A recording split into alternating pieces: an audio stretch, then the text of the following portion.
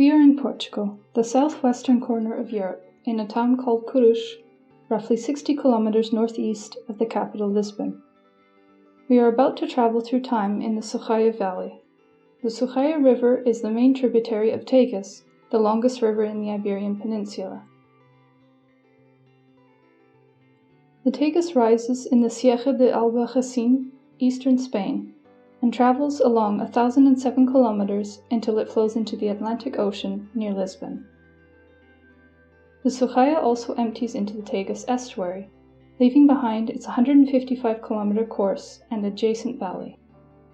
Hence, the SHOUTOUT is a corridor linking the Ribatejo with both Lisbon and the Atlantic Ocean, and the inner lands up near Madrid. The SHOUTOUT was a major pathway for human occupation in this territory, millennia before the foundation of Portugal and Spain.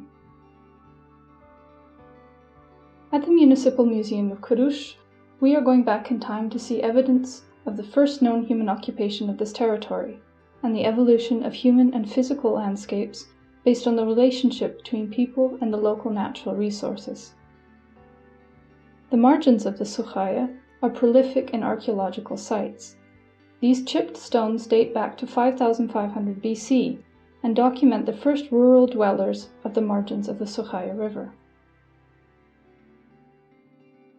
The river is the landscape element that aggregates resources, like food and water, both for human inhabitants and wildlife. Before, people depended on hunting animals to survive, but at this time a paradigm change took place in the human history that transformed the face of the earth, the Neolithic Revolution. We started to change the landscape, opening the forest, altering the relief, and sowing new plants brought from other latitudes. Innovations like agriculture, livestock raising, and ceramics were brought to the Iberian Peninsula by Mediterranean peoples, from where nowadays roughly corresponds to Syria, Palestine, and Turkey. In a matter of a few centuries, their knowledge was transferred to the locals, and the hunter-gatherer mode of living disappeared. This 3D map is symbolically made with a key resource of this territory, cork. This model represents the relief of the SHOUTOUT Valley. The highland is covered with Mediterranean forest, here dominated by cork oaks. The lowland is the river and its floodplain. In the higher woodland, a settlement named Cabeça do Pé da Erra was successively occupied by different peoples. In 2800 BC, it was home for people who exploited agricultural and livestock resources. Later, in 2500 BC, there was a massive occupation of the site by people dedicated to copper metallurgy. Several materials originating from outer areas were transformed here and integrated into exchange networks. Through the SHOUTOUT, Coruche was a trade platform between the coastline and the interior. For thousands of years, the human inhabitants of this territory remained in the cork oak forest during their lives and also after death. The dead were buried in tapirs, along with their belongings in the forest. Tapirs were built in close relation with nature, oriented to specific celestial elements or events. The artifacts found in tapirs helped us to understand how people lived. The Mediterranean forest started to be cleared around 6000 BC, mainly next to the most important human settlements, in order to create better grazing areas for livestock and also for harvesting wood. Accumulated changes in the landscape led to the need to regulate forest clearing as a consequence of understanding that it could affect the availability of resources.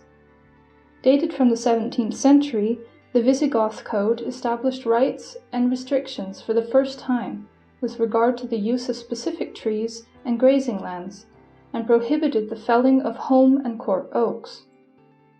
From the 8th to the 11th century, during the period of Islamic domination, oak acorns were a source of food for humans and domestic animals.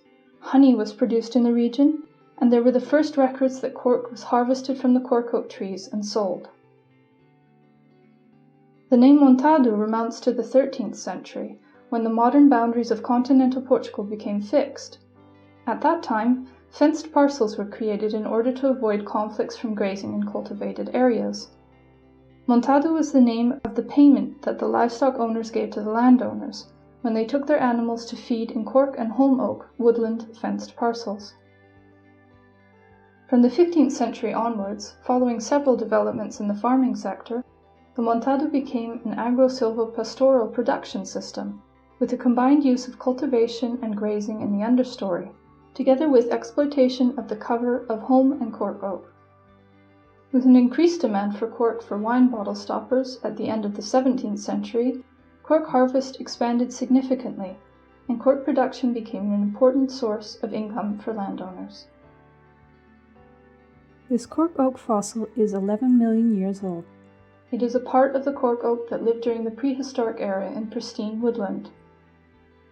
Nowadays, cork oaks are part of a much different landscape, marked by human intervention. Nevertheless, because of their complex structure and traditional management, montados are incredibly sustainable and are considered one of the world's biodiversity hotspots. Amongst the many products extracted from the montado, cork is remarkably important for Portuguese economy. Since its first recorded commercial use, cork is used for decorative objects, beehives, construction materials, and exportation. Cork is 100% natural, reusable, and recyclable, and it sustains the woodlands where it comes from. Nowadays, because its applications have been developing within a growing and innovative sector, cork is literally out of this world.